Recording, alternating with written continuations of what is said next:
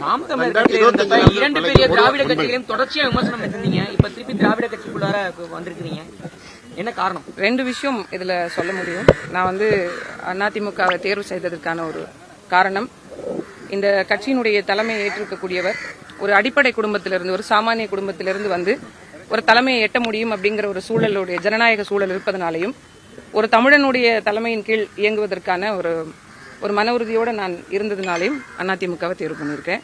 நாம் தமிழர் கட்சியிலிருந்து வெளியில வந்த பிறகு இன்னொரு அரசியல் அமைப்புக்கு போகல அப்படின்னா உரிமை மறுக்கப்பட்ட மக்களுக்கும் என் இன மக்களுக்குமான அரசியல் பங்கேற்பை எப்படி உறுதி செய்யறதுன்ற ஒரு கேள்வி எழுந்துட்டு இருந்தது. ஒட்டுமொத்தமாக அனைத்து மக்களும் சேர்ந்து இந்த முடிவு எடுத்திருக்குமே தவிர காளியம்மாள் தனித்த ஒரு முடிவா இதை நான் எடுக்கல.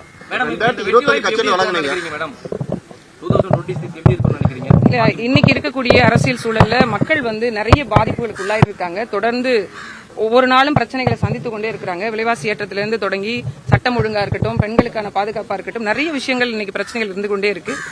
அந்த விடயங்கள்ல இருந்து மக்கள் ஒரு பெரிய ஏமாற்று நிலைக்கு தள்ளப்பட்டிருந்தாங்க. ஒரு மாற்றம் வராதான் விரும்புறாங்க. இந்த வரக்கூடிய தேர்தல் அதுக்கான பரிசு தரும். அரசியல் பயணமாக அனைத்து இந்திய அண்ணா திராவிட முன்னேற்ற கழகத்துல நான் இன்றைய முதல் இணைஞ்சிருக்கிறேன்.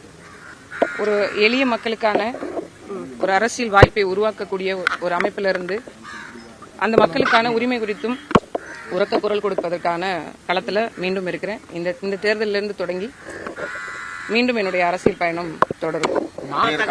எல்லா கட்சிகளும் சொல்லப்பட்டது. இன்னைக்கு நானே அதுக்கான தீர்வை சொல்லிட்டேன். வேற என்ன மாற்றிக்கலாம்? வரக்கூடிய சட்டமன்ற தேர்தலில் போட்டியிருப்பீங்க. அது கட்சியினுடைய தலைமை முடிவு செய்யும். எங்களுக்கான பங்கேற்பை கேட்டிருக்கோம். எங்களுக்கான பிரச்சனைகளை இதெல்லாம் இருக்கு அப்படின்றத சொல்லியிருக்கிறோம்.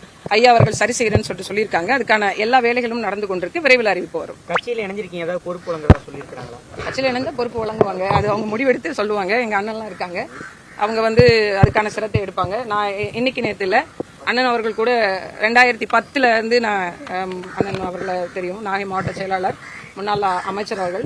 இன்னும் சொல்ல போனால் அண்ணா திராவிட முன்னேற்ற கழகத்தில் 2010 மாவட்ட பொறுப்பில் இருந்தவள் தான் காளியம்மாள். அண்ணன் உண்மையிலே நான் ஒரு பட்டிமன்றத்தில் பேசினதை பார்த்துட்டு, ஒரு டிவி ஷோஸ்ல தான் பார்த்துட்டு, உன்னை மாதிரி ஒரு ஆள் வேணும் அப்படின்னு கூட்டு போனாங்க. அப்ப எனக்கு பெருசா அரசியல் மீதான ஆர்வமோ இல்லை. அதனால ஒரு ஓராண்டு 2 ஆண்டுக்கு பிறகு நான் கொஞ்சம் அமைதியாயிட்டேன். இன்னொன்னு அந்த குழந்தை பேரு நேரம் வேற, அதனால அமைதியாயிட்டேன்.